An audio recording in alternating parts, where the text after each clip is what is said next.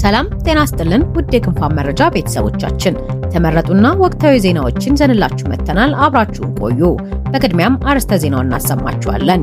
የቱርክ ፕሬዝዳንት ረጂብ ጣይብ ኤርዶጋን ኢትዮጵያ አዲስ አበባ ቦሌ ኤርፖርት ሲደርሱ ጠቅላይ ሚኒስትር ዶክተር አብይ አህመድ አቀባበል እንዳደረጉላቸው ተሰማ።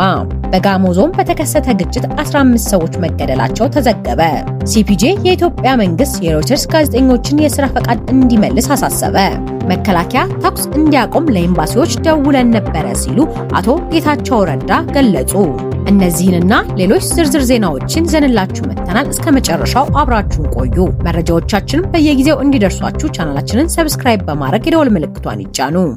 የቱርክ ፕሬዝዳንት ረጂብ ጣይብ ኤርዶጋን ኢትዮጵያ አዲስ አበባ ቦሌ ኤርፖርት ሲደርሱ ጠቅላይ ሚኒስትር ዶክተር አብይ አህመድ ተቀብለዋቸዋል። ጠቅላይ ሚኒስትሩ ባሰራጩት የእንኳን ደህና መጡ ጽሑፍ እንኳን ወደ ምድረ ቀደምቷ ሀገር ኢትዮጵያ እንኳን ደህና መጡ ብለዋቸዋል። የቱርኩ ፕሬዝዳንት ረጂብ ጣይብ ኤርዶጋን ወደ ኢትዮጵያ የገቡት ከ10 ዓመት በኋላ ነው። ይህ ጉብኝት በሁለቱ ሀገራት መካከል በኢትዮጵያ የቱርክ ኤምባሲ የተከፈተበትን 100ኛ ዓመት የሚዘክርበት በመሆኑ ከፍተኛ ዲፕሎማሲያዊ ጠቀሜታ እንዳለው ተገልጿል።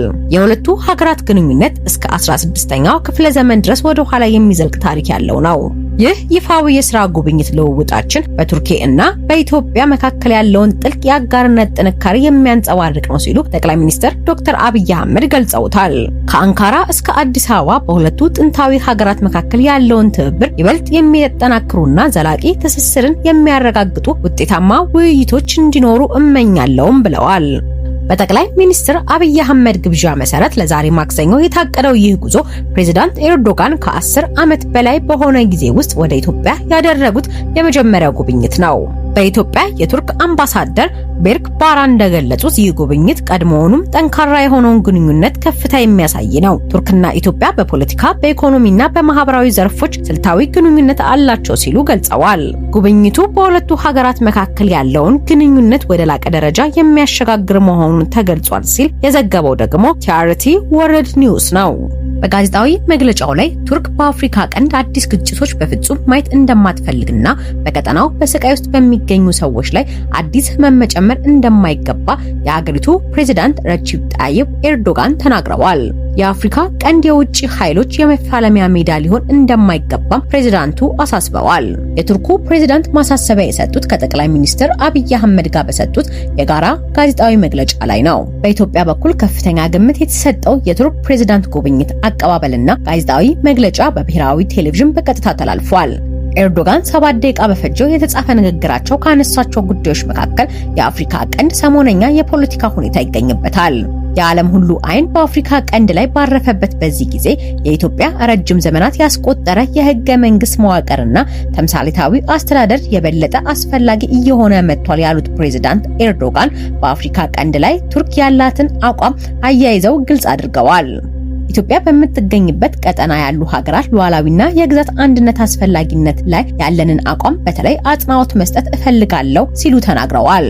በተጨማሪም ኢትዮጵያ የባህር በር ጥያቄዋን እንድታሳካ ወዳጅ ሀገራት ጫና እንዲያደርጉ ከፕሬዝዳንት ኤርዶጋን ጋር ከመግባባት ደርሰናል ሲሉ ጠቅላይ ሚኒስትር አብይ አህመድ ተናግረዋል። 130 ሚሊዮን ህዝብ የባህር በር አጥቶ መኖር ፍትሃዊ አለመሆኑን ጠቅላይ ሚኒስትር አብይ አህመድ አስታውቀዋል። ኢትዮጵያ በጠላቶቿ ደባ የባህር በር ተዘግቶባት መቆየታ ያስታወሱት ጠቅላይ ሚኒስትሩ ሀገሪቱ የመልክዓ ምድር እስረኛ ሆና መቆየቷ ፈጽሞ ትክክል እንዳልሆነም አጽንዖት ሰጥተው ገልጸዋል። እንደ ቱርክ ያሉ ወዳጅ ሀገራት አስፈላጊውን የዲፕሎማሲ ጫና በመፍጠር ኢትዮጵያ የባህር በር ጥያቄዋን በሰላማዊ መንገድ እንድታሳካ ድጋፍ እንዲያደርጉ ከፕሬዝዳንት ኤርዶጋን ጋር በጥልቅ መወያየታቸውን ጠቅሰዋል። ሎጂስቲክና የባህር በር ለኢትዮጵያ እድገትና ብልጽግና ወሳኝ መሆናቸውን ያነሱት ጠቅላይ ሚኒስትሩ ፕሬዝዳንት ኤርዶጋን በዚህ ረገድ ገንቢ ሚና እንዲጫወቱ ከመግባባት ላይ መድረሳቸውን ገልጸዋል። ለተደረገው ውጤታማ ውይይትም ምስጋና አቅርበዋል። በደቡብ ኢትዮጵያ ክልል ጋሞ ዞን አርባ ምንጭ ዙሪያ ወረዳ በተቀሰቀሰ ግጭት 15 ሰዎች መገደላቸውን ነዋሪዎችና አካባቢውን የወከሉ የህዝብ ተወካይ ምክር ቤት አባል ገለጹ። ነዋሪዎቹና የምክር ቤት አባላቱ እንዳሉት ሰዎቹ የተገደሉት ከትላንት በስቲያ እሁድና ትላንት ሰኞ በወረዳው ዛይሴ ወዘቃና ዛይሴ ደምብሌ በተባሉ ቀበሌያት በተቀሰቀሰ ግጭት ነው።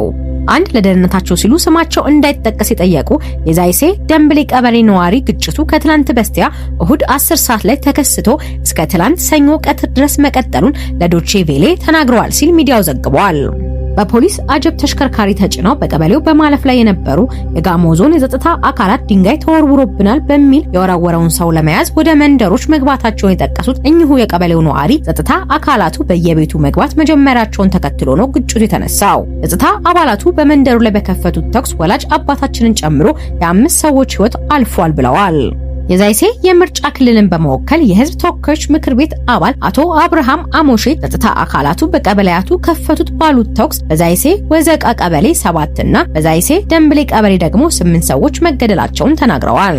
ሚዲያው ተከስቷል የተባለውን ግጭት አስመልክቶ ምላሽ ለማግኘት የጋሞ ዞን አስተዳደርም ሆነ የዞኑን ፖሊስ መምሪያ ኃላፊዎች ለማነጋገር ያደረገው ጥረት አልተሳካም ሲል ገልጿል።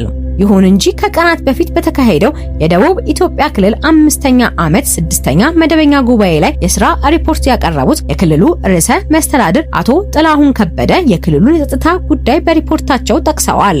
ርዕሰ መስተዳድር ጥላሁን በስም ባልጠቀሷቸው ነገር ግን በአንዳንድ የክልሉ አካባቢዎች ባሏቸው ስፍራዎች ላይ ከአደረጃጀት ጥያቄ፣ ከማንነት፣ ከሃይማኖት ጽንፈተኝነትና ከመሬት ወረራ ጋር በተያያዘ ግጭቶች መከሰታቸውን ተናግረዋል። በግጭቶቹ በሰውና በንብረት ላይ ጉዳት መድረሱን የጠቀሱት ርዕሰ አስተዳደሩ የተወሰኑ ግጭቶች በእርቅ እንዲፈቱ ተደርጓል። በተፈጠረው ግጭት ምክንያት ተዘርፈው የነበሩ ንብረቶችም ለባለቤቶቹ የመመለስ ስራዎች የተከናወኑ ሲሆን ግጭት ጨማቂዎችን ለሕግ እንዲቀርቡ ተደርጓል ብለዋል።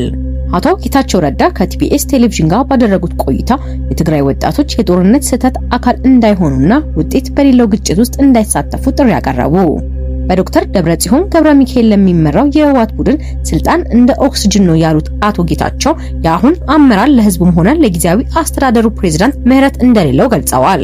ከሌተናል ጀነራል ታደሰ ወረደ ይልቅ እሳቸው ትግራይን በተሻለ ሁኔታ መምራታቸውን የገለጹት አቶ ጌታቸው በኃላፊነት ዘመናቸው በርካታ ሰንሰለቶችና ወጥመዶችን መበጣጠስ መቻላቸውን ጠቁመው ጀነራል ታደሰ ግን ያከናወኑት አንዳችም የለውጥ ስራ አለመኖሩን ተችተዋል። በተጨማሪም አቶ ጌታቸው ከሳምንት በፊት በጸለምት አካባቢ የተከሰተውን ግጭት በማንሳት የትግራይ ታጣቂዎች መግባት ወደ ሌለባቸው ቦታዎች ኃይል ለማስገባት መሞከራቸውን ገልጸዋል። የሀገር መከላከያ ሰራዊት አትገቡም በማለቱ ለሰዓታት የዘለቀ ክርክር መደረጉና ታጣቂዎቹ ጥሰው ለመግባት ሲሞክሩ ግጭቱ መከሰቱን አስረድተዋል። ተኩሱ ከተከፈተ በኋላ መከላከያ ሰራዊት እንዲቆም አዲስ አበባ ለሚገኙ የውጭ ሀገራት አምባሳደሮች በመደወል ድጋፍ ለማግኘት ቢሞክሩም ሳይሳካ መቅረቱን አቶ ጌታቸው ይፋ አድርገዋል። የጋዜጠኞች መብት ተሟጋች ድርጅት ሲፒጄ የኢትዮጵያ መንግስት የ3 የሮይተርስ ጋዜጠኞችን የሥራ ፈቃድ እንዲመልሱ ጥሪ ያቀረበ።